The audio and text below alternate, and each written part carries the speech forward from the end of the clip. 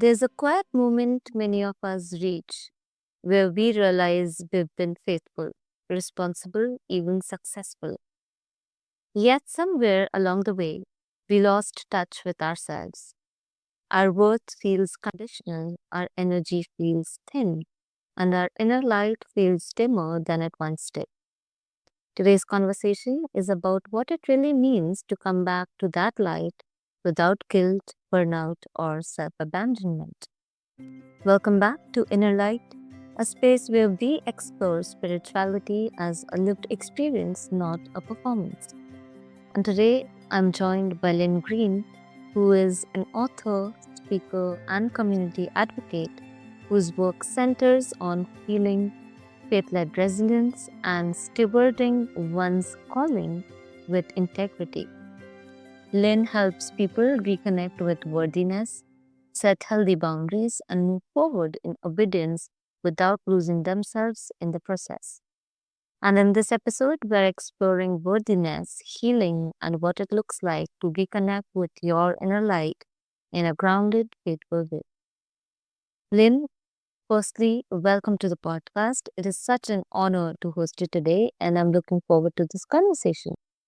Thank you. Thank you. Same here. I'm very much looking forward to this conversation. That's wonderful. And Lynn, before we go anywhere deep, I'd love to start here. So, when you hear the phrase inner light, what does it personally mean to you at this stage of your life? I want to know what inner light is for you, and yeah, how does it suit your current phase? Yeah, so I am very faith driven. And because of my faith, when I think of the word inner light, I think of that inner light that's in me through my faith, or what some people would call like a Holy Spirit. So when I think of inner light, that is what I think of. When I close my eyes and I envision that, that is my inner light. That is beautiful, and that grounding sense of inner truth, it already sets the tone for where we are headed. And I'm curious, what is one misconception that you see around spirituality or worthiness that actually keeps people disconnected from their inner life? So I think a lot of people have a sense of panic when it comes to spirituality. In some ways, I think nowadays it's a lot more accepting because you think of spirituality and there's so many different avenues of spirituality that are explored. So of course, with every culture and in every um, quote unquote religion, a word that I don't really like to use, um, everyone has a certain idea of what it means to be in that space.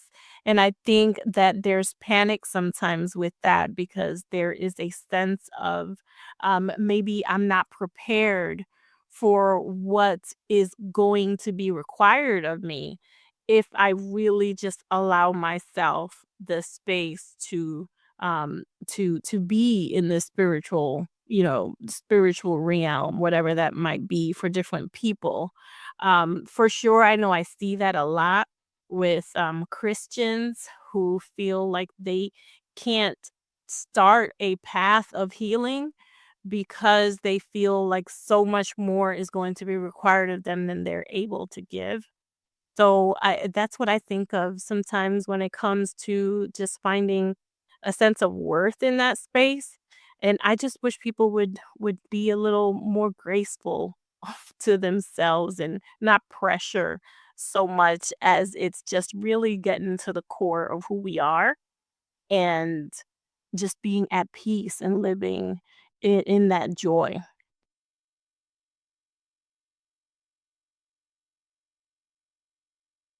That is so true. And I feel like what I'm hearing is that many people they confuse spirituality with self erasure and rather than self connection. And that distinction it feels essential. Thank you so much for that.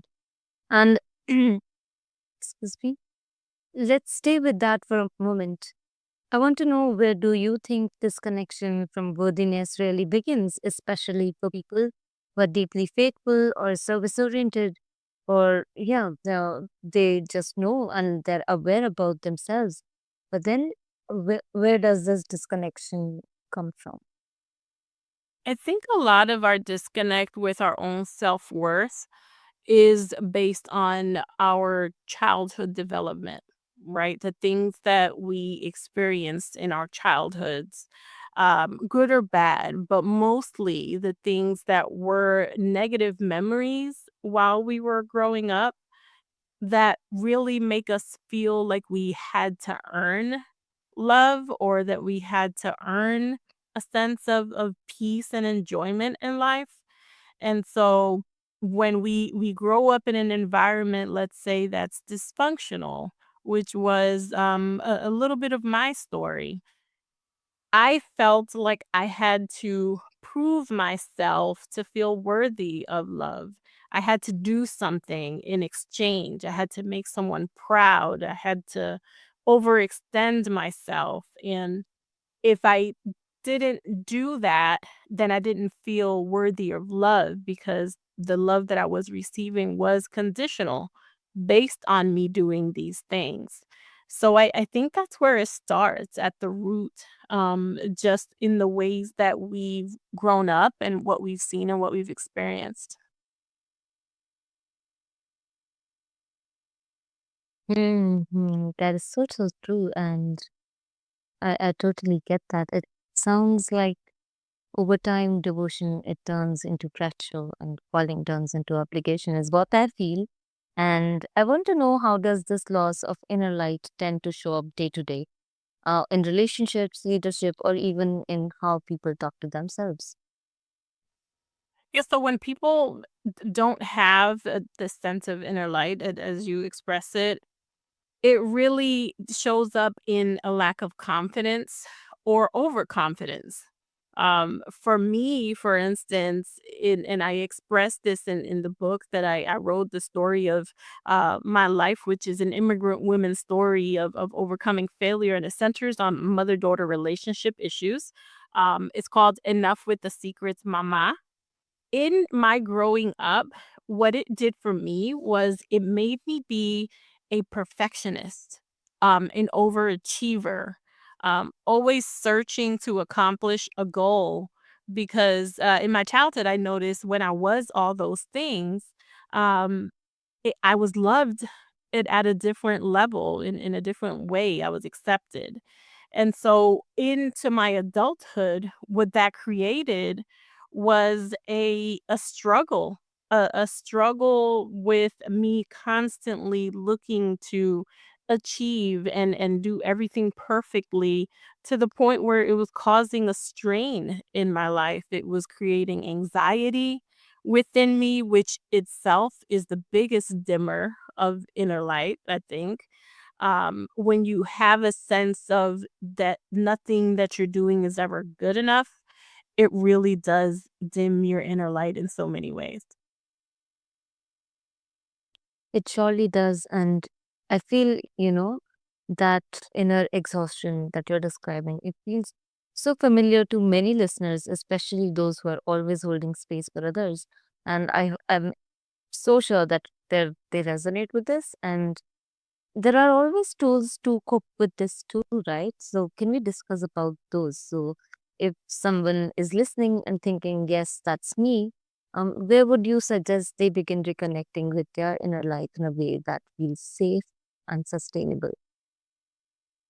First and foremost, I think it's important to have a practice of self reflection. I think that's where we can really get to the core of what we're experiencing in our lives and how we're seeing that manifest itself in our day to day, whether it's in our relationships, at work, with our friendships, in our projects, in our businesses, and I think when we sit in stillness, which I think is the hardest thing to do when you're alone with your thoughts and you have a journal, which I definitely recommend journaling as a part of the self-reflection process. where you're just really writing down these thoughts that you're feeling. And maybe it could be as simple as writing down what your goals are for the day and how you're going to get through the day. Self-reflection is number one. Along with that, pretty much comes a practice, a routine of self-care and devotion. So whether that's being able to do that through meditation, just again, moments in stillness or helpful, practicing breathing techniques, which I believe so many of us struggle with. We don't even realize we're not breathing properly enough to function day to day.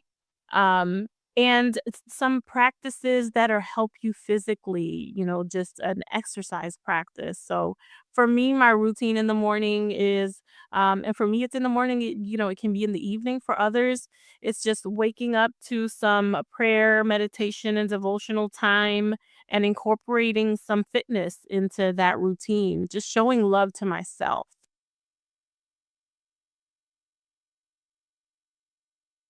That is so, so important. And I love that response. Thank you for that. And I'm so sure that um, a lot of listeners also find this grounded. And I appreciate how grounded that is.